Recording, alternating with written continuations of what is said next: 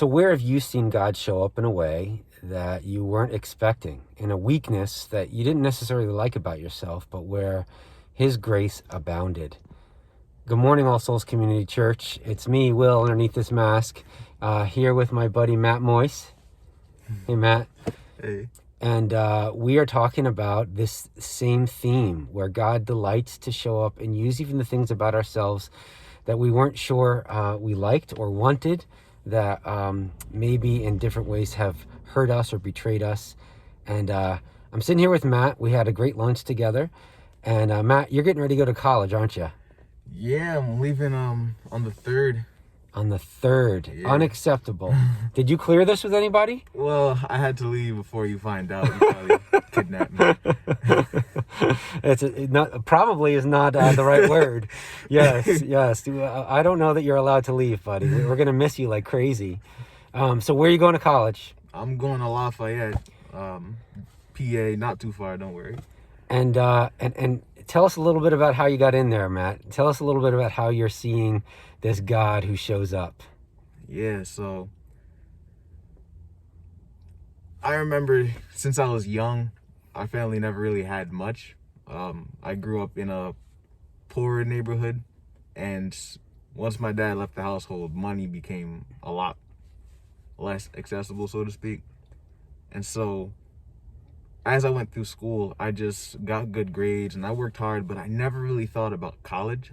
Like, it just kind of was a word, and I didn't know anything about it. But when I found out about it, the expenses overwhelmed me. Like, I hardly could fathom, like, hundreds of dollars, let alone thousands of dollars and hundreds of thousands of dollars. So my biggest goal became, I have to get out of debt. I have to not accumulate this mass amount of debt to the government or to a college, because I don't want to be broke anymore. It's just something I don't control. And pretty much my whole senior year was just a grind of looking for scholarship after scholarship, trying everything I could to get the price down as much as possible for college.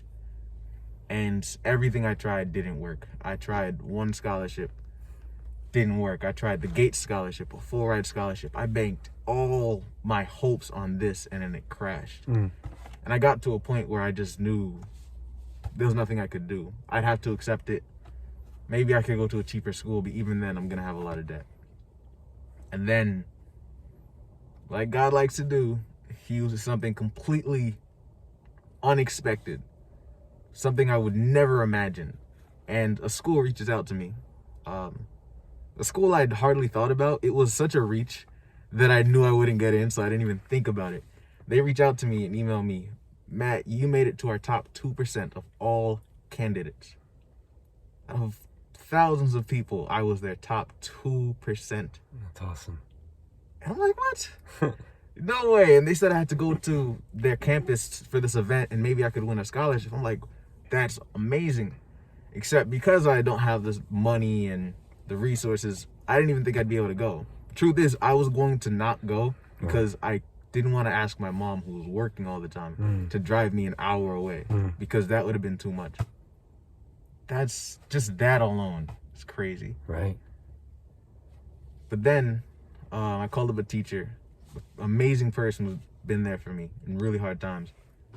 I went. It was an amazing event. I made friends. I met a couple people, and it became my top school. And then I just waited for the acceptance letters to see how much financial aid they'd given me. And when I read the words, you won the full ride scholarship, I went insane. That's awesome. Yeah, just putting that perspective, you know, not to brag, but definitely just to brag, right? It was a $74,000 school. Wow. After all expenses, and only 8 people every year win the full ride scholarship. I didn't expect it. I didn't think it was an option. But God said, no, this is happening. Wow. Somewhere I could never provide, he provided. Wow, Matt, that's so exciting, because what that tells me is that there's a God who saw you in the place where maybe you didn't like to see yourself, right? And you said that poor background, broken home, those are things that are hard to talk about. So first, thanks for sharing so vulnerably with us. But then there's also that same God who is your loving Father, who is looking to provide for you in ways that you didn't even know to look for, ways that you thought were beyond you, both academically and financially. And God's like, nah, like, I got you. This is going to work out, and it's going to work out in a way where you're going to owe $0.